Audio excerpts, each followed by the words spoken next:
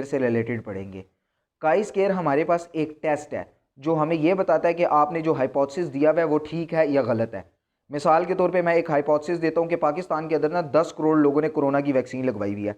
अब ये हाइपोथेसिस ठीक है या गलत है ये हमें काई स्केयर टेस्ट बताएगा। इसके अलावा अगर मैं कोई और हाइपोथेसिस देता हूँ, मैं कहता हूँ कि मिसाल के तौर पे पाकिस्तान की 22 करोड़ आबादी है, तो 22 करोड़ आबादी में से 2 करोड़ आबादी क्रिश्चियनों की है। अब वाकई 2 करोड़ आबादी क्रिश्चियंस की है या नहीं है तो वो मुझे कौन बताएगा? वो मुझे काई स्केयर टेस्ट बताएगा। अब इसके लिए मुझे क्या करना पड़ेगा? मुझे थोड़ा सा डाटा कलेक्ट करना पड़ेगा, यानी मैं डिफरेंट एरियाज़ का विजिट करूंगा, वहां से डाटा कलेक्ट करूंगा और डाटा कलेक्ट करने के बाद उसकी असेसमेंट करूंगा और उसे काई स्केयर टेस्ट में अप्लाई करूंगा और फिर मैं बताऊंगा कि यार वाकई पाकिस्तान के अंदर 2 करोड़ आबादी क्रिश्चियंस की है या नहीं। अगर 2 करोड़ आबादी वाकई क्रिश्चियंस की हुई तो मैं कहूँगा कि मेरा हाइपोथेसिस ठीक है, और अगर 2 करोड़ आबादी क्रिश्चियंस की ना हुई तो मैं कह दूंगा कि मेरा हाइपोथेसिस गलत है।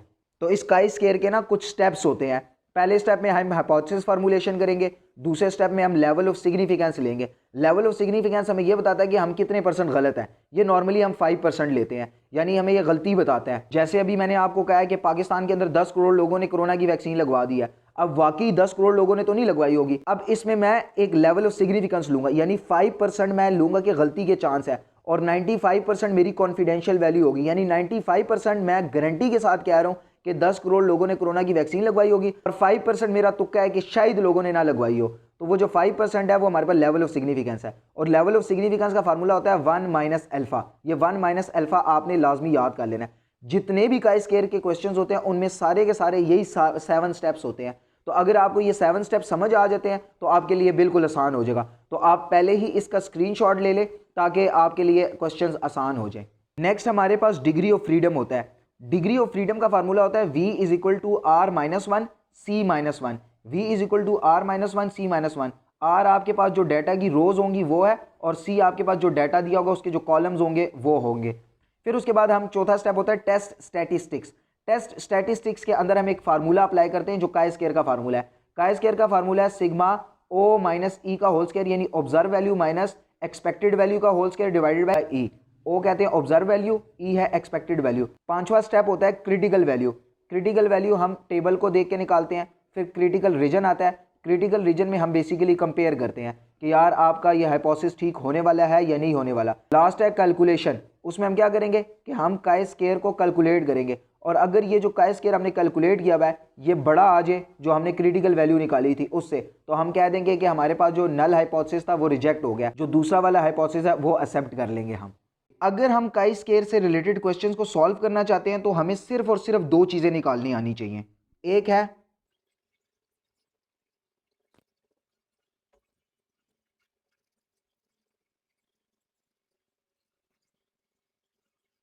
पहला जो फार्मूला है वो हमारे पास काई स्केयर का है सिग्मा ओ माइनस ई का होल स्केयर डिवाइडेड बाय ई, और दूसरा फार्मूला है काई स्केयर वी 1 माइनस अल्फा। अब इसमें वी हमारे पास डिग्री ऑफ फ्रीडम है और 1 माइनस अल्फा हमारे पास लेवल ऑफ सिग्निफिकेंस है।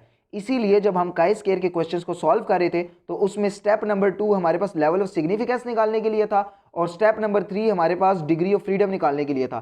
तो वो जो लेवल ऑफ सिग्निफिकेंस और डिग्री ऑफ फ्रीडम निकालेंगे वो हम इधर पुट कर देंगे। और इसी तरह ये वाला जो फार्मूला है इसमें हमें ऑब्जर्व वैल्यू दी होगी, एक्सपेक्टेड वैल्यू हम खुद से निकाल लेंगे।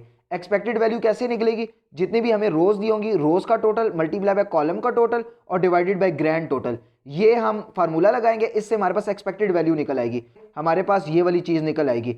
उसके बाद हम क्या करेंगे, लेवल ऑफ सिग्निफिकेंस भी हमने निकाला होगा, डिग्री ऑफ फ्रीडम भी निकाला होगा, उसकी वैल्यू यहाँ पुट करेंगे। उसके बाद चार्ट से इसकी वैल्यू देखेंगे।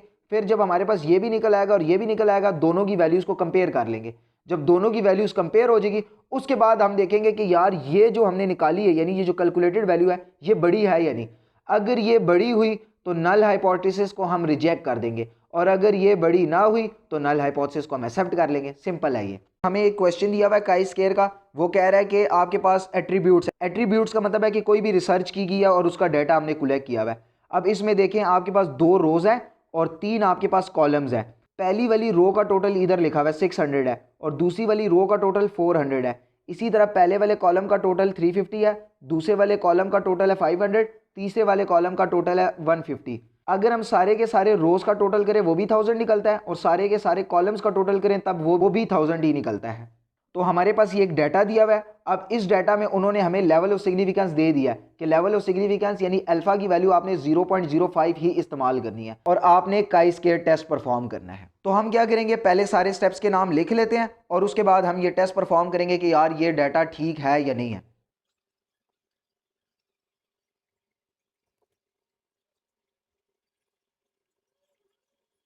पहला वाला स्टेप क्या था, हमने हाइपोथेसिस बनाई है। पहली हाइपोथेसिस क्या बनाई है, there is no association between attributes, जो नल हाइपोथेसिस है। और दूसरी हाइपोथेसिस क्या बनाई है, there is association between attributes. अब हमने इसको चेक करना है कि यार पहली वाली हाइपोथेसिस ठीक है या दूसरी वाली हाइपोथेसिस ठीक है। तो नेक्स्ट स्टेप क्या है हमारे पास, अब हमने लेवल ऑफ सिग्निफिकेंस निकालना है और डिग्री ऑफ फ्रीडम निकालना है। इन दोनों को निकाल के हमने क्रिटिकल वैल्यू के अंदर पुट कर देना है और हमने क्रिटिकल वैल्यू निकाल देनी है। तो अब हम क्या निकालने लगे, लेवल ऑफ सिग्निफिकेंस निकालने लगे जिसका फार्मूला है 1 माइनस अल्फा, और डिग्री ऑफ फ्रीडम निकालने लगे जिसका फार्मूला है v is equal to r minus one और c minus one. Step number 2 में हमने लेवल ऑफ सिग्निफिकेंस निकाल लिया जिसका फार्मूला था 1 माइनस अल्फा। 1 माइनस अल्फा की वैल्यू हमें क्वेश्चन में ही दी हुई थी 0.05, तो हमने 1 माइनस 0.05 किया तो हमारे पास 0.95 निकल आया। तो तीसरे स्टेप में हमने डिग्री ऑफ फ्रीडम निकालना है। अब हम डिग्री ऑफ फ्रीडम निकालेंगे। स्टेप नंबर 3 में हमने डिग्री ऑफ फ्रीडम निकालना था जिसको हम v से रिप्रेजेंट करते हैं और उसका फार्मूला है r माइनस वन और c माइनस वन। r हमें बताता है कि रोज कितनी है। तो अगर हम क्वेश्चन में देखें तो हमारे पास 2 रोज है और 3 हमारे पास कॉलम्स है। तो हम r की जगह 2 पुट कर देंगे और c की जगह 3 पुट कर देंगे। अब 2 में से 1 माइनस किया 1 आया, 3 में से 1 माइनस किया 2 आया, 2 1 ज़ा 2, तो डिग्री ऑफ फ्रीडम की वैल्यू हमारे पास 2 आ गई है। मैं आपको दोबारा रिपीट करवा देता हूं कि हमने काई स्क्वायर के क्वेश्चंस को सॉल्व करना था, तो उसके लिए हमारे पास स्टेप्स थे। पहला वाला स्टेप था हाइपोथेसिस फॉर्मुलेशन, तो हमने पहले हाइपोथेसिस बनाई। दूसरा वाला स्टेप था लेवल ऑफ सिग्निफिकेंस, हमने लेवल ऑफ सिग्निफिकेंस लिया जिसका फार्मूला था 1 माइनस अल्फा।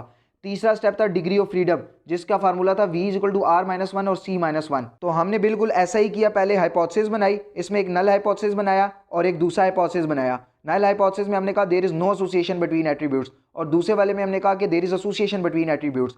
फिर हमने लेवल ऑफ सिग्निफिकेंस लिया, उसका फार्मूला लगाया 1 माइनस अल्फा।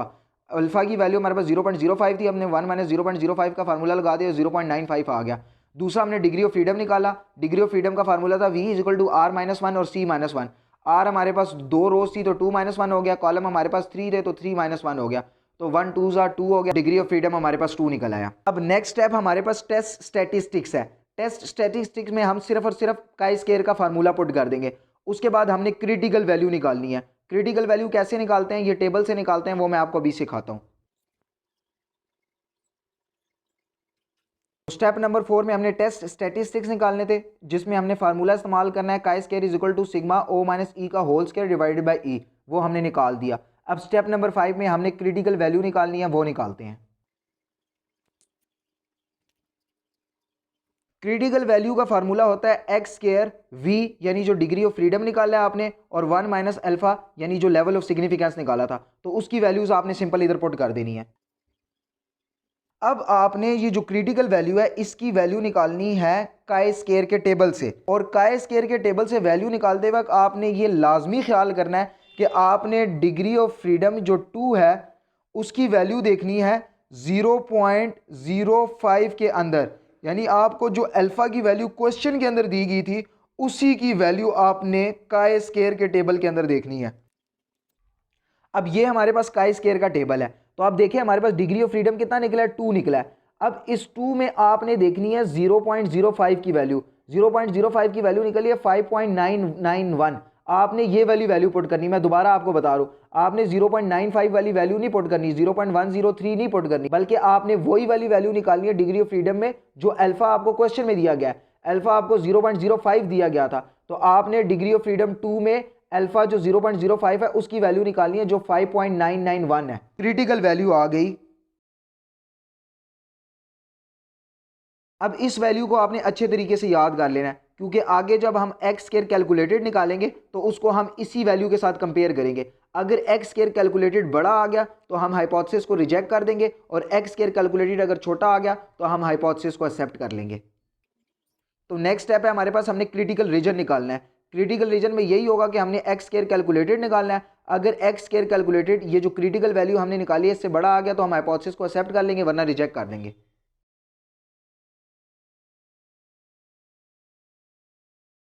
यानी अब जो एक्स स्केयर कैलकुलेटेड हम निकालने लगे हैं, अगर उसकी वैल्यू 5.99 से बड़ी आ गया तो हम रिजेक्ट कर देंगे एच नॉट को।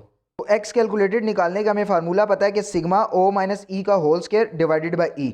तो हम पहले क्या करेंगे, ऑब्जर्व वैल्यू हमें जितनी भी दी होंगी वो सारी लिख लेंगे।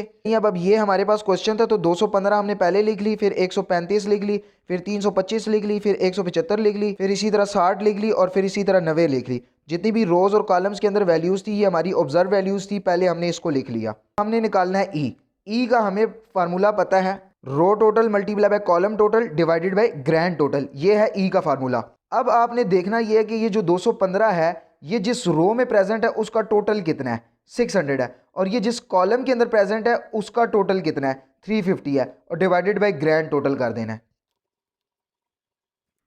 तो आपके पास आ जाएगा 210। इसी तरह आपने 135 को देखना है कि वो जिस रो में प्रेजेंट है उसका टोटल कितना है, 400, और जिस कॉलम में प्रेजेंट है उसका टोटल कितना है, 350। और इसी तरह आपने सारों का निकाल लेना है।